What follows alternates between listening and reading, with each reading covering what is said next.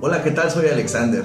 Este 8 de septiembre se cumple un aniversario más de la muerte del general tejano que defendió a México en la batalla del 5 de mayo en Puebla. Me refiero, por supuesto, al general Ignacio Zaragoza. Navegando por la internet he encontrado algunas páginas que dicen que Zaragoza no fue el verdadero artífice del triunfo mexicano y que quien en realidad comandaba las tropas era el general Porfirio Díaz. También hay quien dice que en el fragor de la batalla Zaragoza se acobardó y se fue a esconder a una carbonera donde contrajo la enfermedad que finalmente lo llevaría a la tumba. También hay quien dice que días después de la batalla de Puebla, los franceses dominaban México y que el triunfo de Zaragoza no había servido para nada. Esta es la historia de un hombre que nació en Texas, que se hizo mexicano por elección, que no tuvo formación militar y sin embargo llegó a ser ministro de guerra y que dirigió la batalla más decisiva en la historia del país. Acompáñenme a ver la historia de el general tejano que defendió a México, Ignacio Zaragoza.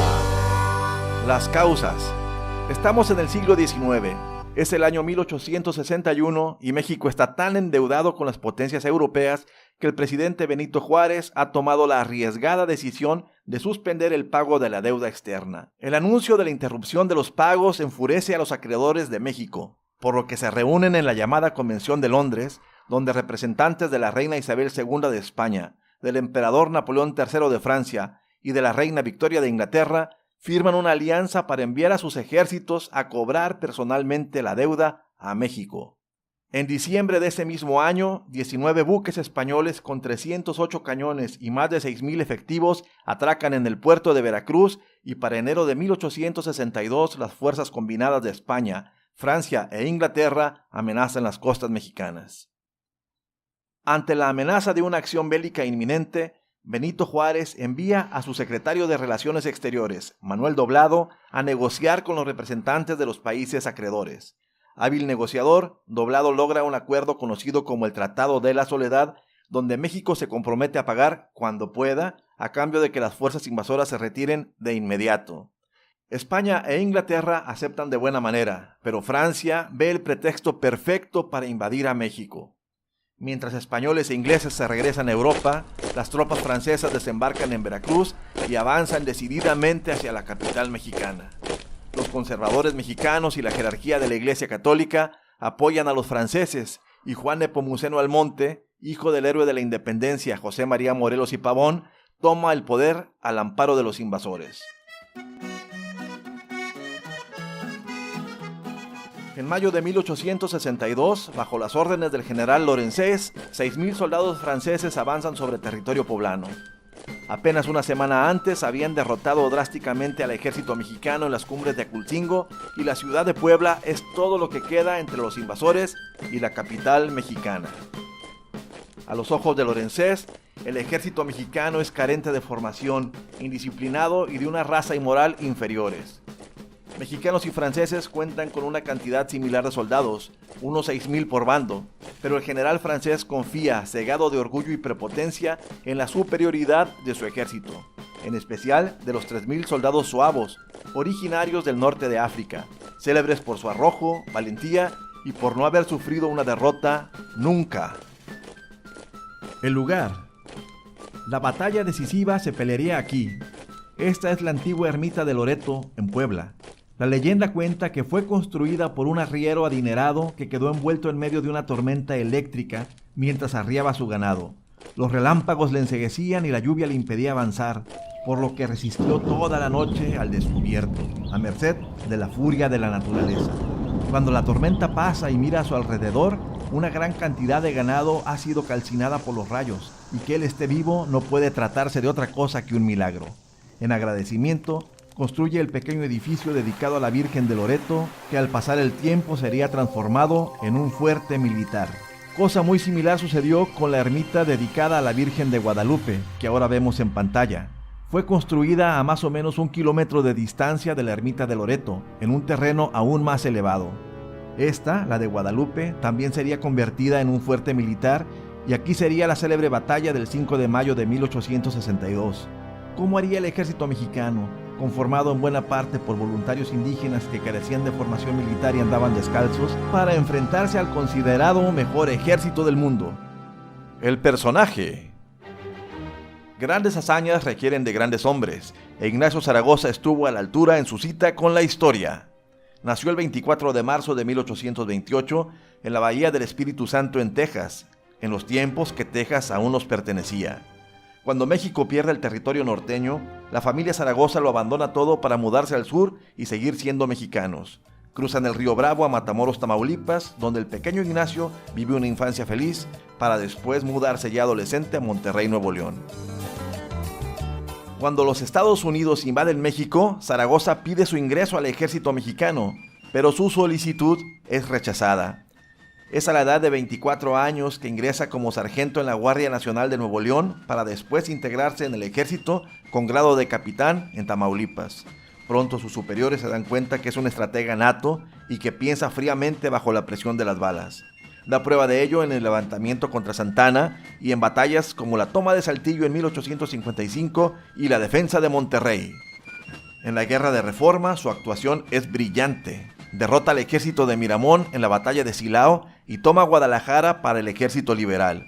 Después vence al sanguinario general conservador Leonardo Márquez en Calpulalpan. Su temple sereno y valor en combate le distinguen y le hacen ascender meteóricamente dentro del ejército, y es nombrado ministro de Guerra y Marina por el presidente Juárez en 1861.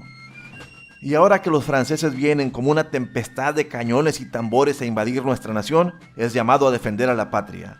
Él sabe que de no cortar el paso a los franceses en Puebla, nada los detendrá de hacerse con la capital del país, así que renuncia a su cargo de ministro y decide entrar personalmente en el escenario de la guerra. Así que la próxima vez que alguien te diga que Zaragoza era un cobarde, dile que no, que bien pudo quedarse en la Ciudad de México ostentando su cargo de ministro de guerra detrás de un escritorio y sin embargo prefirió ponerle pecho a las balas en el campo de batalla.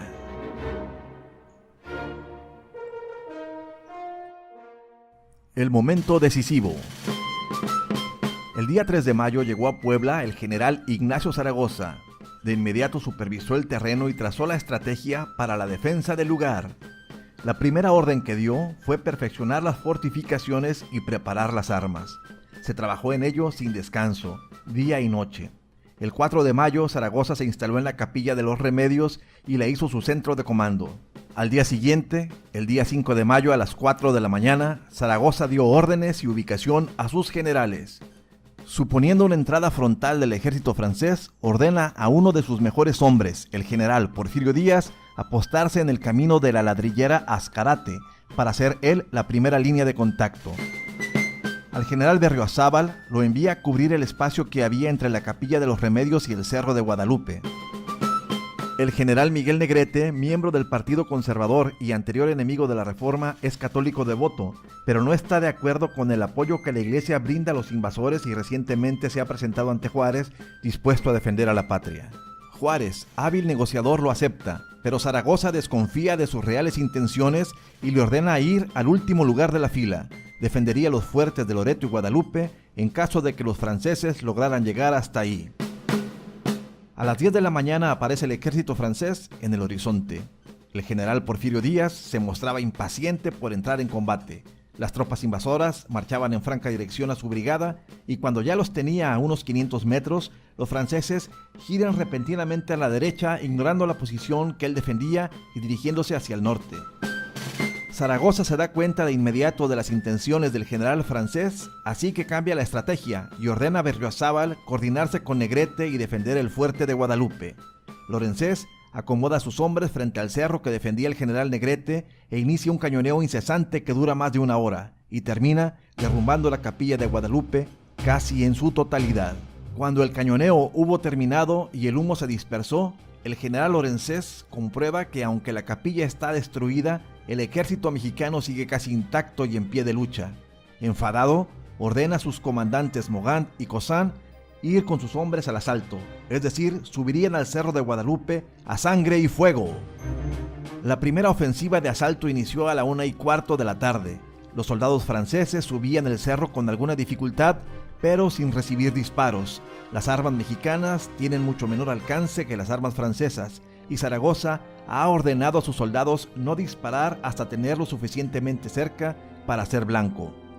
Ante la falta de fuego mexicano, los franceses se confían y cuando ya habían subido más de la mitad del cerro, cargan con todo al asalto, solo para recibir un contraataque feroz y a la desbandada de los bravos guerreros Zacapuaxtlas y la infantería de Tetela de Ocampo, que les hace retroceder a marcha forzada. Aunque sin perder la formación, abandonan el cerro y regresan al cuartel de su general Lorenzés.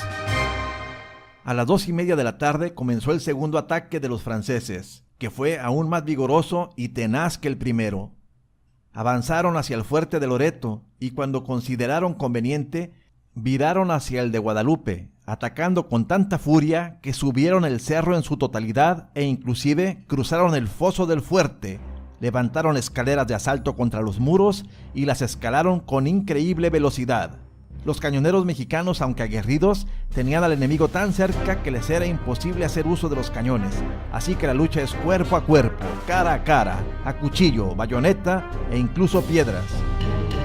En el fragor de la batalla, un cañonero mexicano toma la bala del cañón con sus propias manos y le estrella en la cabeza del enemigo. Los soldados franceses sin duda eran valientes y disciplinados. Su combatividad era tanta que imposibilitan a la caballería que se encontraba dentro del fuerte y no le permiten entrar en acción. Al ver el cerro de Guadalupe casi invadido por los franceses, Zaragoza audazmente deja al descubierto uno de sus flancos y envía a los batallones de Toluca, Fijo de Veracruz y Zacapuaxtla a hacer un ataque. La audacia tuvo su premio, ya que al recibir los disparos por un flanco, los franceses pierden formación y abandonan el cerro. A marcha vigorosa, pero aún organizados, regresan a su cuartel. A las 3:30 de la tarde dio inicio la tercera ofensiva francesa. Subieron en un compacto contingente y a mitad del cerro, una fracción del ejército se desplegó hacia Loreto. Antes siquiera de llegar al fuerte, la infantería mexicana, a las órdenes del general Negrete, sale al ataque. Negrete arengó a sus hombres, en el nombre de Dios y primero nosotros, y a ese grito de guerra, el contingente indígena que estaba a su cargo salió a recibir a los franceses.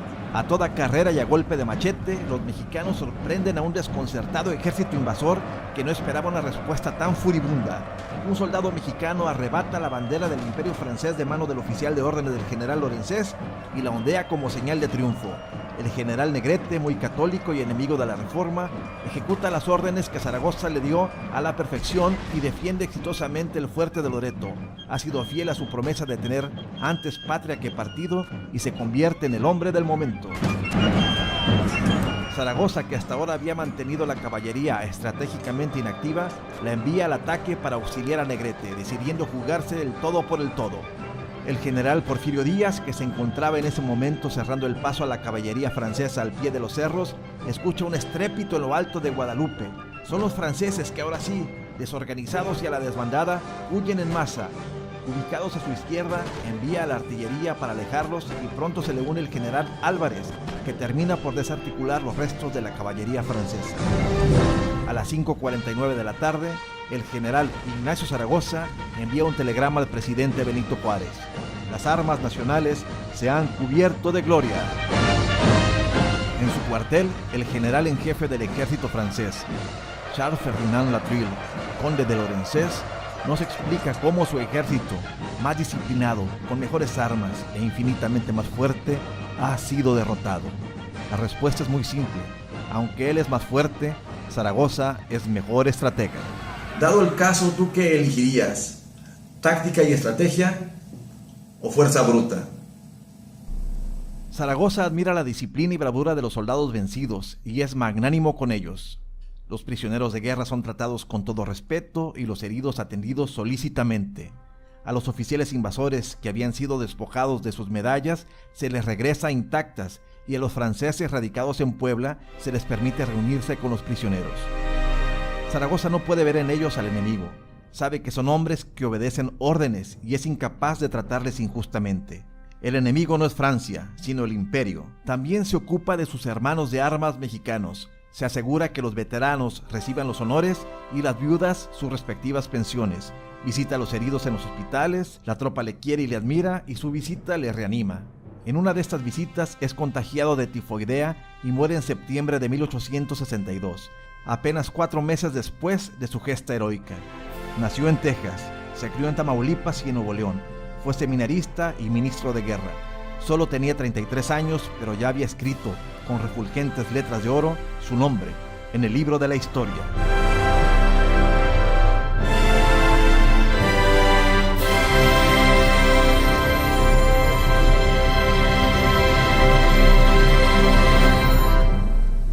Muy bien, si el video te gustó, te pido por favor que le des like, que lo compartas, que te suscribas, que comentes y nos vemos la próxima.